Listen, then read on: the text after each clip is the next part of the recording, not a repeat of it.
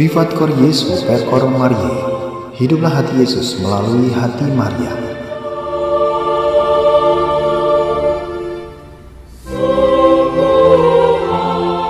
Kembali berjumpa dengan saya, Romo Justinus Eko Yuniarto SCY dari komunitas SCY Yogyakarta, Indonesia, dalam resi Renungan Singkat Dehonian edisi hari Jumat tanggal 20 November tahun 2020.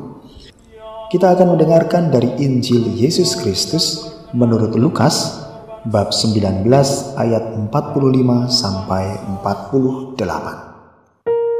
Pada waktu itu, Yesus tiba di Yerusalem dan masuk ke Bait Allah. Maka mulailah ia mengusir semua pedagang di situ. Ia berkata, "Ada tertulis, rumahku adalah rumah doa, tetapi kalian telah menjadikannya sarang penyamun." Tiap-tiap hari Yesus mengajar di Bait Allah. Para imam kepala dan ahli Taurat serta orang-orang terkemuka bangsa Israel berusaha membinasakan Yesus. Tetapi mereka tidak tahu bagaimana harus melakukannya. Sebab seluruh rakyat terpikat kepadanya dan ingin mendengarkan Dia. Oh, heart of love divine.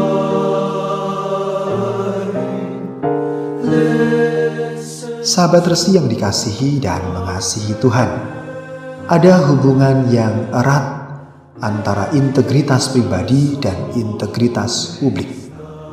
Integritas pribadi itu menjadi landasan dasar untuk sebuah integritas publik. Integritas pribadi ini diperoleh melalui sebuah proses pendidikan, pelatihan, dan pembiasaan tindakan yang diarahkan kepada nilai-nilai etika publik. Dan semuanya itu tumbuh dalam lingkungan kita.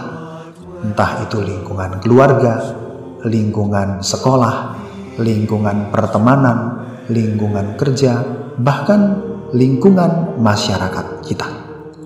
Nah, sahabat resi yang dikasihi dan mengasihi Tuhan, orang yang memiliki integritas pribadi pasti akan diakui oleh orang lain sebagai orang yang berintegritas. Artinya, dia memenuhi syarat, standar, dan norma yang menentukan baik buruknya, benar salahnya suatu perilaku atau tindakan dan keputusan yang mengarahkan kepada kebijaksanaan. Nah, sahabat resi, di dalam Injil tadi kita mendengar bagaimana sikap Yesus ketika Dia melihat situasi dan suasana Bait Allah. Yesus mulai mengusir semua pedagang yang ada di situ, dan Dia berteriak, "Rumahku adalah rumah doa, tetapi kalian telah menjadikannya sarang penyamun."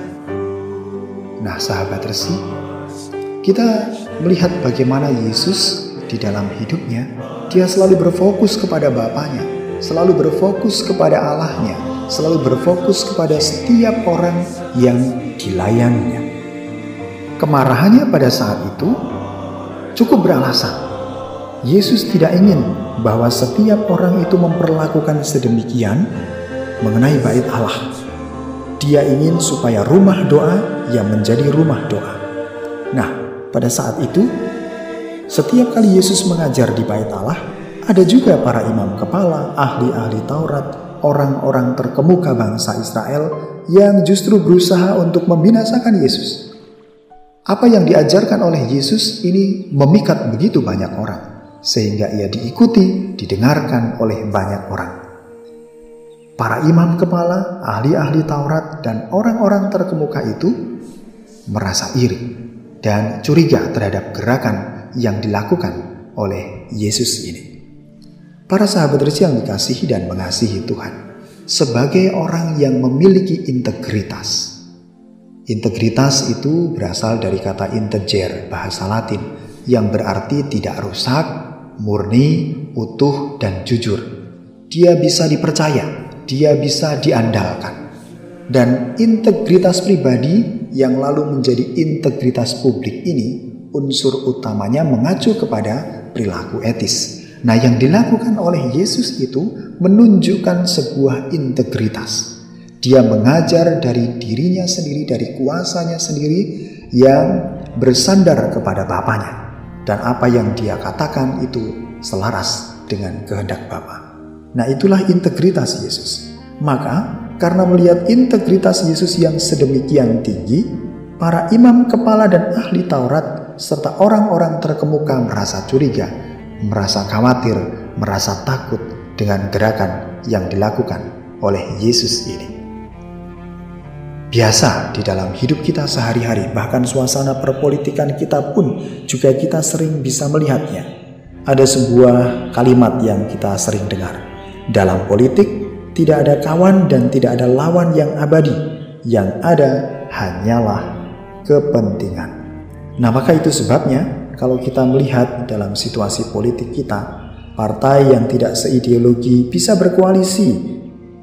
Mengapa mereka bisa bersatu dan berkoalisi? Karena mereka memiliki kepentingan yang sama.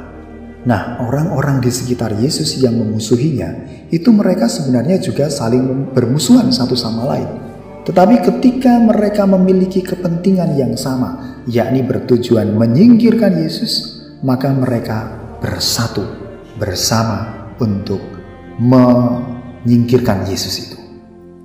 Nah, maka sahabat Resi yang dikasihi dan mengasihi Tuhan, latar belakang yang seperti itu juga yang kita lihat di dalam Injil hari ini. Yesus itu ingin mewartakan mengenai kebenaran.